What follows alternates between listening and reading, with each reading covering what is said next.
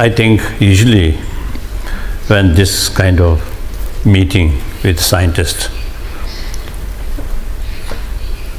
at the beginning I usually make clear this kind of meeting, two purpose. One purpose, simply human knowledge sort of expand and research more and more, deeper, wider, like that. I think the science is actually sort of some kind of method to find, to investigate the reality. I think tremendous sort of help to expand our knowledge.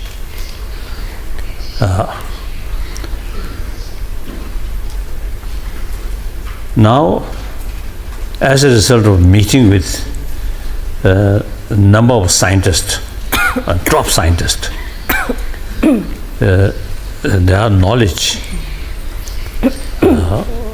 from their research work or investigation, the knowledge about matters, physical level, their knowledge really marvelous and still expand. Now about inner world, mind, emotion. These, in the scientific field, up to now, they are not much sort of concentrate in this sort of field. They are usually, in material or matters field, they can calculate, they can measurement, they can take measure like that. About mind, you cannot apply that method, so something different. So some radical scientists, even they deny existence of mind, just a brain. Now some top scientists begin to feel the movement of the brain. There may be another sort of factor, third factor, which we may call mind. Now the Buddhist science about mind says, as my friend mentioned, there are many different levels of sort of mind or consciousness. So grosser level of consciousness entirely depend on our brain or neuron, these things. But more subtler is more independent, like that. So, for example, awakening state, most cases, our sensorial experience entirely depend on our brain.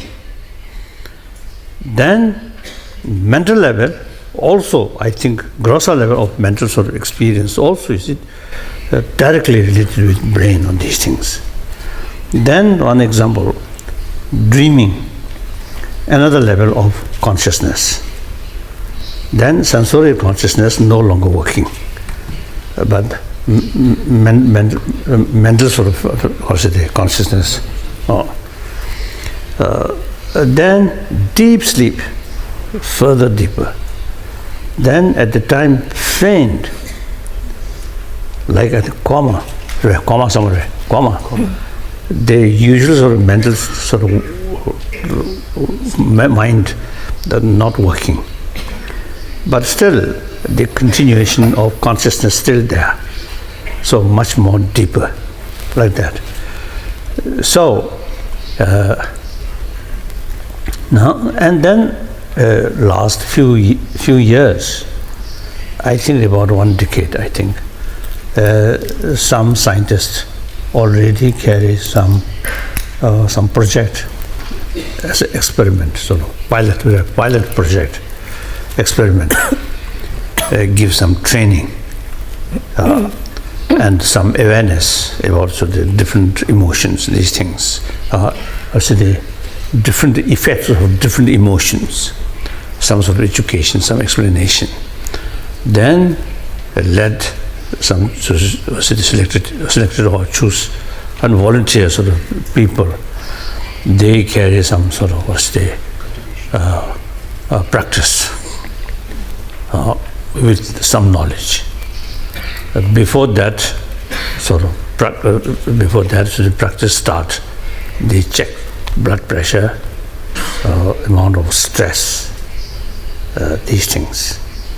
After 2-3 weeks, the training, some simple form of meditation or training of mind, then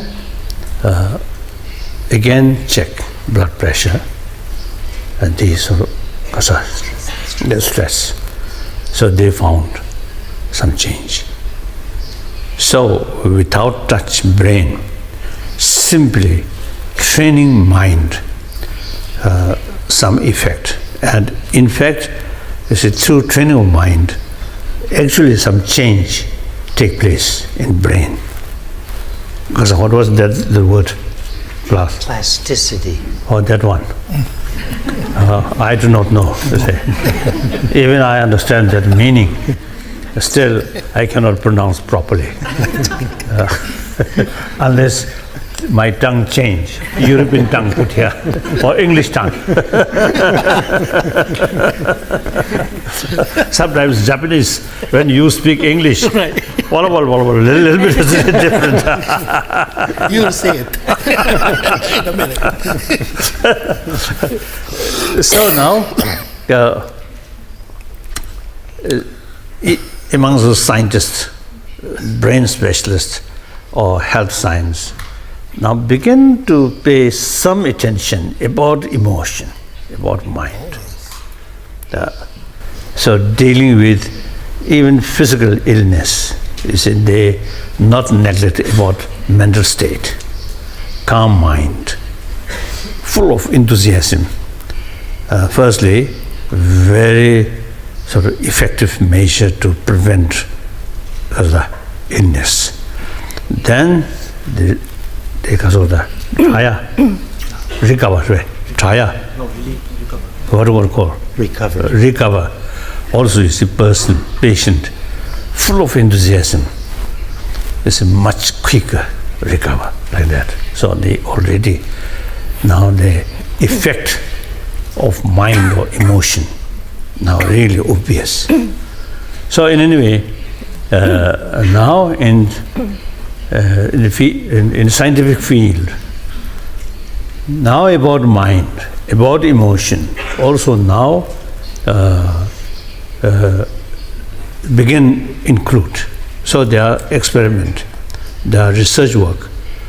Now beyond the physical, what's the emotion, what's the relation, mind and brain, these things. So this is one purpose. Simply expand our knowledge about phenomena, external phenomena, internal phenomena, like that. This is one purpose. Now, second purpose, I often is telling people, the 20th century, I think in research, scientific field, highly sort of today develop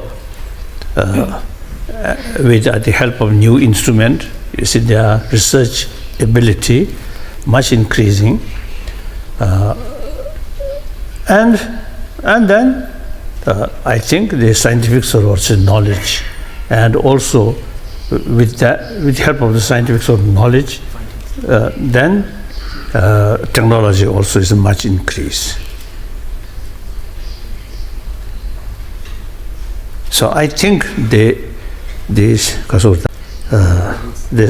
level development of science and technology, according to that level, I think we humanity should be much, much happier. Material facility much improved. So simultaneously, mental level also should be much happier. But that is not certain. Material sort of facilities much improve. Life become much easier. But at the same time, more worry. More sort of they fear sometimes in modern society.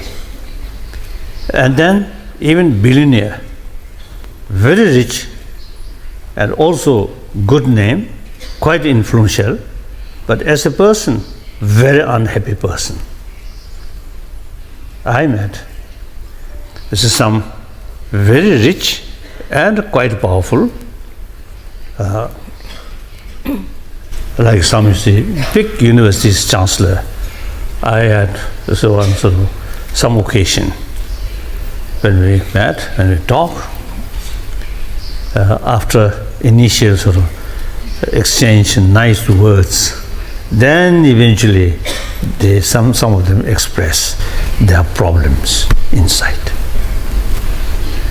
Sometimes they say their material facilities and modern education, all these very high sort of standard, but deep inside some kind of fear and loneliness. And anyway, nowadays we notice among children, among young people, violence. Sometimes violence rate increasing, and also including suicide. I think Swedish people, I think social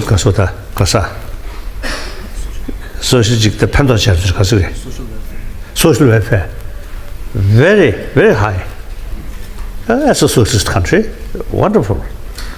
But suicide rate very high, isn't it? Very high. I was told.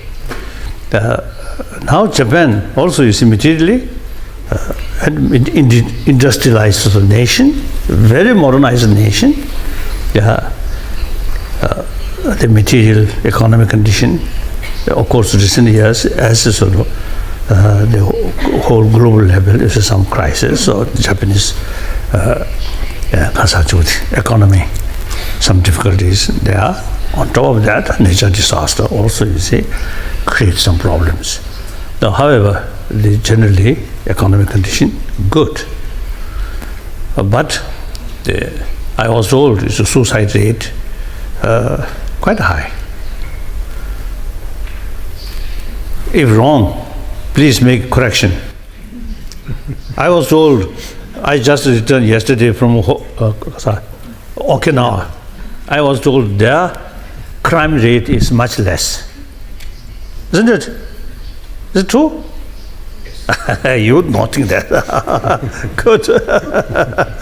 So in any way, you see, the material development alone now clearly shows no guarantee the sort of happy society.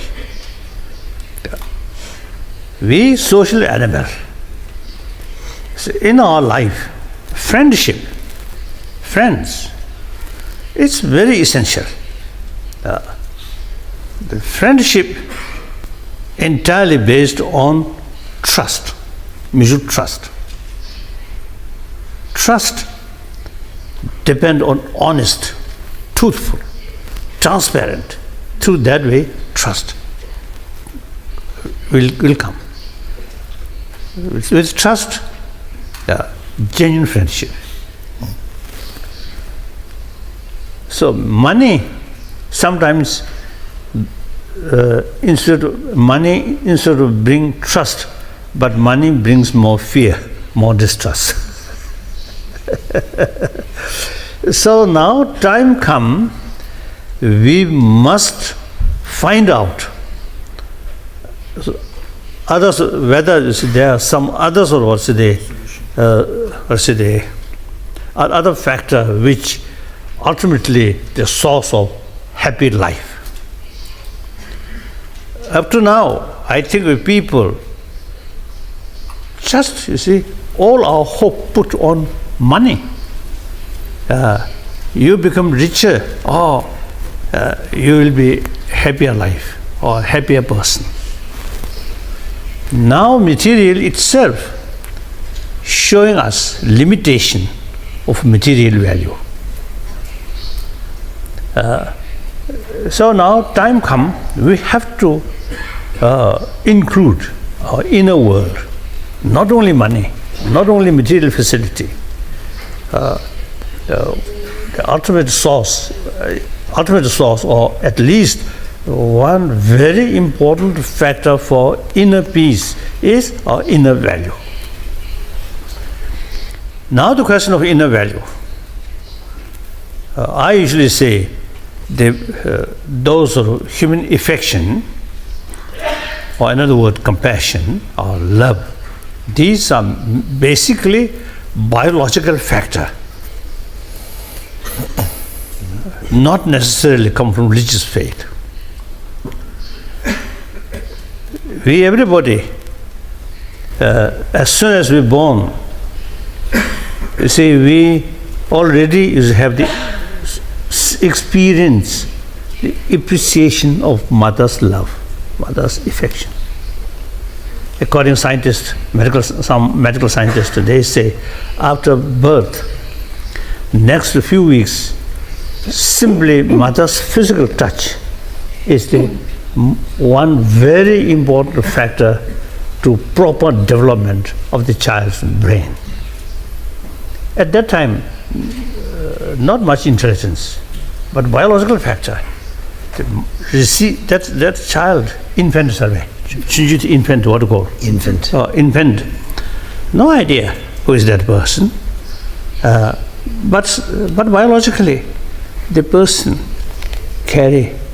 show loves, the child feel happy, or peace, or safe. So that is our life started that way.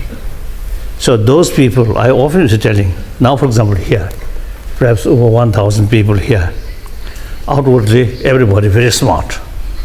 Old person, accordingly, your age, very smart. The young people also very smart.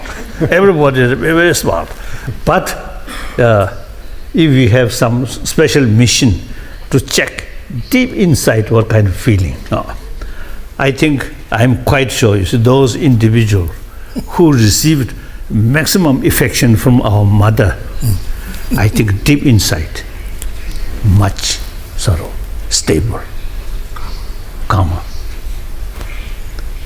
Those people who at that age receive less affection from our mother, from our parent, I think deep inside, some sense of insecurity.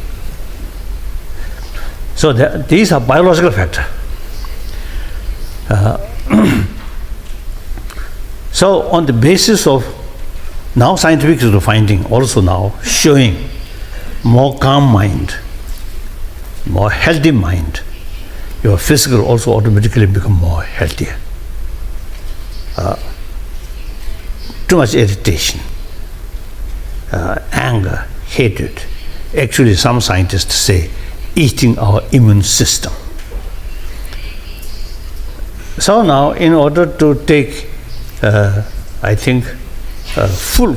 order to take care about our physical health, we have to take care about our emotion. We cannot neglect about emotion part. Some agitated mind, tranquilizer, or worst thing, alcohol, or drugs, just temporary sort of relief, not much of the effect. One day maybe I think Dr. Barry Carson or some other, you see, the specialist, one day they may find some sort of, method to remove some part of our brain, which usually, you see, emotion, you see, comes. And if, you see, there is some kind of technology developed, remove these things, then everybody always 24 hours smile. That also not necessarily good. I think even you see things going very bad, but still smile. That's, I think, not normal. So you see, with full alert or intelligence, no, this is good, this is bad, this is dangerous, this is safe. Meantime, some ability, the destructive the event will not disturb your mind. That we can do through training, through awareness about the world of the emotion. Better knowledge, some experience, then you can judge firstly your emotion, then you can some kind of control. Destructive emotion, restrain, reduce. Constructive emotion can increase. Other animal cannot do that. We only human being can do that. So our knowledge work together, brain, heart work together. Heart usually bring emotion. The brain usually give intelligence. So combine these two things. So therefore, now for well-being of humanity, if humanity's mental state calm, more compassionate than many other species of mammals also, then I think certainly I think less disturbances. Too much greed here. No sort of respect form of life. A lot of exploitation, animal. Or Japanese here, a lot of exploitation about the fish or these small worms like that. So therefore, I think we human beings more contented. Of course, basic necessities of facility we must have. But then some contentment with knowing, there's limitation. Material value, there's limitation in any way. But mental progress, no limitation. Because there's a quality based on matter itself, there's limitation. So quality also limited. Characteristics. So then the mind, no form. So no limitation. Through training, we can increase these certain sort of good quality based on mind, because mind formless. So there is possibility of infinite development. So usually we just opposite. Material field, in any way there is limitation, but we never content. Always want more and more and more. Internal value, actually, you see, we can extend indefinitely, but we usually contented. Okay. So now here, although I think 3,000-4,000 years, different religious tradition among the Egyptian belief, Egyptian civilization, some sort of belief there, and then India, I think at least 3,000-4,000 year old, some sort of tradition about spirituality, and also China as well. But then, now we are in 21st century. I think quite a big portion of humanity, not much interest about religious faith.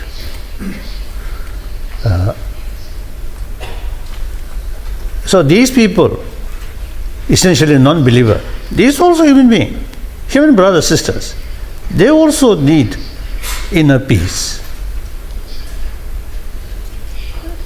And also these people, you see, because of too much negative, destructive emotion, a lot of problems, you see, happen. Therefore, we have to find ways and means to reach even non-believer. The training about mind, through training more compassionate mind, more sensible mind, more sensible. Through that way, try to become sensible human being. Oh. Everybody wants happy life. Do not want sort of problem. I think any person who in early morning, as soon as you wake up, you see wish, or today I should face more problem. I think nobody feel that. Instead, even those people whose life a lot of problems, even these people, I think at the beginning of the day, at least they feel, oh, today should be less problem. Meantime, if we investigate thoroughly the problem of the world, complete sort of eliminate problem, it is unrealistic.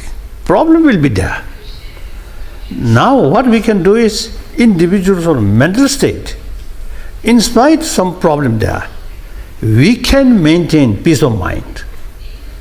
So with peace of mind, we will not create more problem to others. So now that I think is possible. So without relying on religious faith,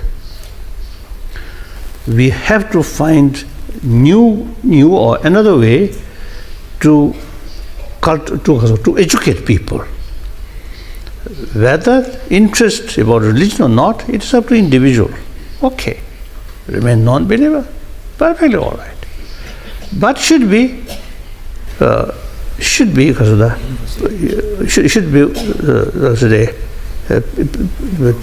peaceful mind. Then they themselves also happier and will not create much problems. So that should be universally sort of acceptable. Religion, no matter how sort of wonderful religious faith, but will never be universal. So this problem is universally, we are facing universally. So the method to reduce this problem also should be universally acceptable. So that's now secular way. Secular ethics. When I use the word secular, some my friend, some Muslim and some Christian, they have some reservation, the word secular. One time, then Germany still divided. So one time in West Germany, on my talk, one minister, the West German government, you see, he also came. And then before our talk, I just casually talk about any sort of moral ethics should be based on religious faith or not. And he told me, oh, any sort of moral ethics must be based on religious faith. So that kind of sort of also the views there. So the secular means a little bit negative towards religious faith. However, Indian understanding about secular, that is not that way, not negative way.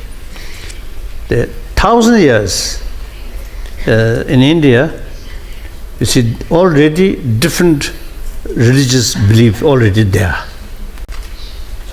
Different school of thought already there. So among them, one school of thought, which we call Charvaka, the Sanskrit word, Charvaka, who denying any value of spirituality. So people usually call nihilism. Charvaka is nihilism. So only the day-to-day life, not next life, or no God, no heaven, nothing. So the Indian philosophical school of thought all criticize this view and condemn this view as a nihilism. However, people who hold this view refer Rishi. Rishi means sage. So the view criticize, but person who keep this view respect. So that's the meaning of secular. So according to Indian sort of understanding, what secular means, respect all religions, no preference this religion or that religion, and also respect non-believer. So that's the Indian understanding. So therefore, when India became independence, the India's constitution based on secularism, because India like multi-religious nation. Therefore, you see, you cannot say this religion is the nation's religion. You cannot say that. So it should be secular. And also, you see, that means respect non-believer. So when I sort of use the word secular according to Indian understanding, so not at all negative towards the religious belief. And then perhaps I think the French Revolution and Bolshevik Revolution, perhaps this is some sort of hint. Secular means against religion, but that not necessarily religious teaching itself, but rather religious institution. That's understandable. At that time, ruling Kasota class or kings or these and Kasota aristocracy. You see, these people usually received benefit, blessing from religious hierarchy. So in order to topple that existing sort of ruling class, people should develop sort of enthusiasm even against religious people or religious leader. So there might be some sort of I'll say some impact or some implication. The secularism against religious authority. That's some reason. Some reason. That's understandable. Religion become dirty. So we have to topple that. But that does not mean actually against religion. That means who against human love, human compassion, forgiveness? No one disagree these are something bad. No. All these really value, isn't it? But religious institution corrupted religious institution even today. Even among Tibetans or as a Buddhist also, you see some corrupted institution there. Hopefully, Dalai Lama institution, I'm hoping not corrupted. So therefore, secular does not mean negative towards religion, but rather respect all religion. So my approach, promote these human value according secular basis, not touching with religious faith. I understand. So now here, the backbone of secular, the secular way of approach to promote these secular ethics, now scientific finding is very, very essential, very useful, very helpful. So it's two purposes. So this kind of a meeting, firstly, expand our knowledge, and secondly, how to bring the common people's mind the importance of our inner values, scientific basis sort of reasons. That is more convincing. To some people say, oh, you should be a compassionate person because God will judge. Use God-fearing. I think many people say, oh, nonsense. I don't care. But if we show them more compassionate person, the blood pressure reduce, or stress reduce, much happier, then a spontaneous smile will come. But too much stress. Always like that. Even you see, with full of, because of the stress here, some smile may be then diplomatic smile. Not much feeling. So diplomatic smile sometimes bring more fear, more suspicion, isn't it? Like that. So therefore, my main interest is it both, firstly, knowledge, academic field, and secondly, how to, so our knowledge, how to bring some sort of effect to the masses and realize being more compassionate person is the best interest for their own well-being. That's all. So then, right from the beginning, some you say, our people, or the people from the Minor Life Institution, you see, they use the word dialogue between Buddhism and modern science. Right from the beginning, I made clear this is a wrong word. Not Buddhism, but science, which mentioned in Buddhist literature. So we can say Buddhist science of mind and modern science. So science of mind, which mentioned in Buddhist literature, is actually science, not Buddhist religion.